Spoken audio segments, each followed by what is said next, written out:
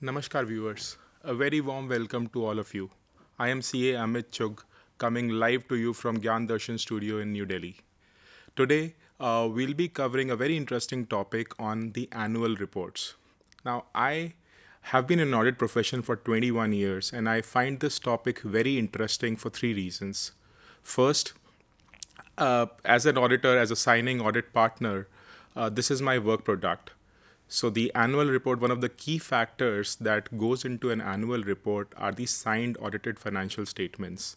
And those are being signed by an auditor. And hence, as a work product, I feel very honored that the information, the work product that we are delivering as a CA community is going to public at large. Second, as an avid investor, both in companies that I'm invested in and also in companies which are prospective companies wherein I would like to invest. This is a key piece of information that can come across to an investor, both from knowing the past history of a company and also the future projections of the company. And third, if you talk about the current trends, the key practices that are being adopted by companies in today's world, the innovations that are going through, the newer products that are coming up, annual report is a key source of information. So for all these three reasons, it is a very interesting and exciting topic that we would be covering over the next 1 hour today. Before we get into the details and what we would be covering today is what are annual reports, what are some of the uses of annual reports, who are the users of these annual reports, and in the end, we'll also be covering how to read an annual report. But before that, let me set a context in terms of what are annual reports. Now, annual report, as the name suggests, is the past year's performance of the company, which is penned down in the form of information to the shareholders. Particularly, we'll be discussing, while annual reports are required for all the companies in the country, we would be discussing today particularly about the listed entities. And when I say listed entities which are listed on the Indian stock exchanges. So what are these annual reports? Again, as the name suggests, it is the past year's performance of the company. But it is not just about the past performance. Annual reports would also have things like vision of the company. It would have things like what are the future forecasts of the company, what are the future plans of the company, and a lot of other factors would come through in an annual report. Now, while the broad contours of an annual report are coming out of the Companies Act by SEBI and other regulatory bodies, but just as any story, if today I'm covering annual reports, I'm speaking in a particular manner. Somebody else might come in would say in a different manner. And hence, when I talk also about annual report, each company would come out with their annual report in a different manner. Now, let us take a few examples here. If I talk about Hindustan Unilever, they, besides the normal information, would give you a lot of details about how their company is impacting the different stakeholders. So it is a different way of presenting it. If I talk about a company, Vedanta, now they talk more about sustainability and how their company is impacting the environment. If I talk about Marico would talk a lot about innovations. On the other hand, if I talk about Asian Paints, they would talk a lot about the awards and recognition that the company has achieved. So while the broader piece of information would stay consistent across all the annual reports that you would come across, there are certain specifics which is like a story that the company wants to tell, and that is the ideology of the company.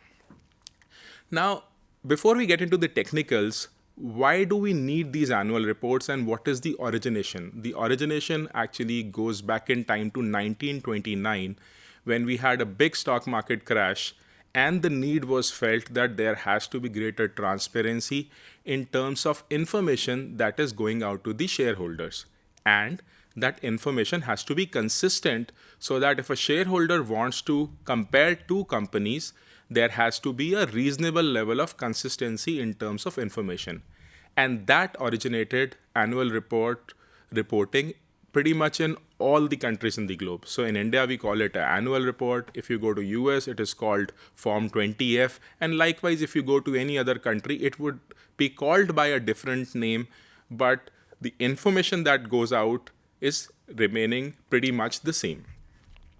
Now, over the years, even the contents of the annual reports have evolved, and there have been incidents that have led to evolution of such reporting. If I talk about last 2 decades, ever since I have started working, there was the Enron debacle, which pretty much took the whole accounting world by a storm. And that led to greater transparency in terms of reporting by the companies, by the auditors, to the regulator. Then if I go to 2008, there was a Lehman Brothers crash, which again led to further transparency and greater amount of reporting by the companies to the shareholders. Then you had the stock market crashes thereafter, and the latest being the issues around ILFS and DHFL in our country, which led to more and more reporting by the companies, greater transparency, and the expectations of the regulator by the companies to give out more transparent and comprehensive information. Annual report broadly is based on 4 pillars, which is called the 4 Ps, which is people, planet, product, and profit. So anything and everything that a company is doing is resonated back to these 4 pillars. People, because whatever a company would do is impacting the people at large. Those may be their vendors, customers, employees, anyone who is transacting with the company. So the people aspect becomes very important. Second is planet. How is the company impacting planet as a whole, the environment as a whole? Is the company in sustainable growth? Is the company producing product which are sustainable?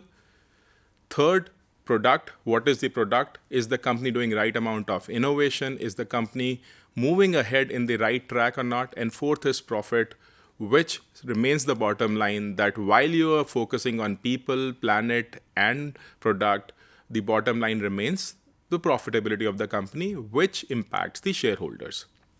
Now we'll get into the technicals in terms of what are the requirements as prescribed by the Companies Act and SEBI regulations in terms of what is required in an annual report. Now, one, we had obviously discussed that an annual report needs to give out past performance, which is the financial information. It also has to give general corporate information about the company, which is where the company is located, where their offices are located, what are their product lines, what are the capex requirements of the company. Then you have to give out information about the operating and financial review of the company, which would have information both on the past performance and also information about the forecast of the company.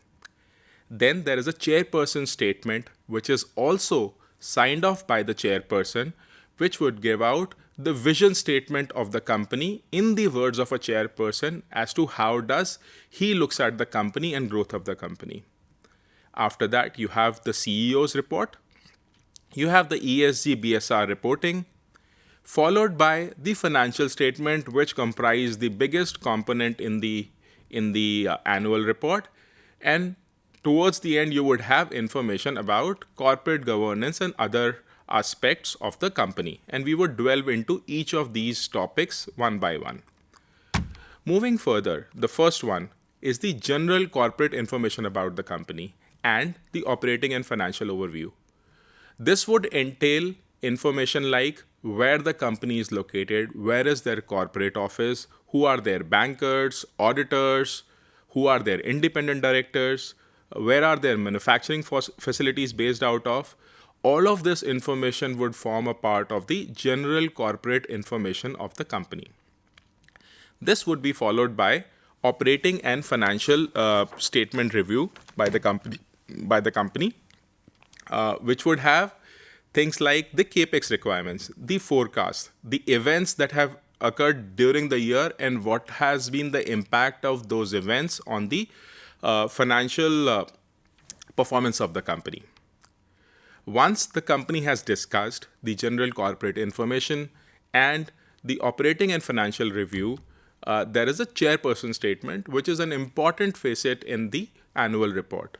In the chairperson statement, which is signed off by the chairperson, it would be penned down in the words of chairperson as to how does he looks at the vision of the company, the prospects of the company, and what is chairperson's view on the operation and growth and the future of the company. After that, we would have the CEO's report, which would be similar to a chairperson statement signed off by the CEO, but the responsibility that the Companies Act reposes onto a CEO is much larger if I compare that with a chairperson. Now, this would have information like how the company is planning to grow over the period. What are the capex requirements? What are the manufacturing facilities that have come up? What are some of the decisions that the company had taken in earlier years? What are the result of those decisions taken by the company?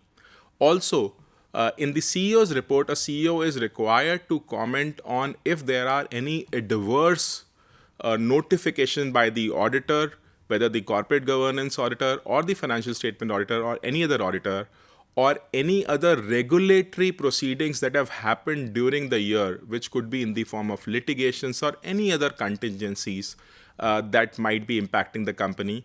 The CEO is required to comment on company's view on the same as to what exactly does the company believes. Even if there is a non-compliance, there has to be a view that the CEO has to present as to why did they do what exactly happened. So a CEO, in terms of responsibility, has a much larger responsibility from a Companies Act perspective towards the outside stakeholders, and hence this statement assumes a lot of importance. Moving further, the newer topics which are coming in the annual report are around environmental and social governance. Now, a company is not just measured in terms of its financial performance. They are also measured in terms of its sustainable performance. And when I say sustainable performance, what does that mean? That means that how is the operations of the company impacting the environment at large and how transparent they are to the larger public. When I say environment, that could be in the form of the air pollutant emission, the carbon emissions that the company is doing, the resource usage, how much electricity is the company consuming, and what are the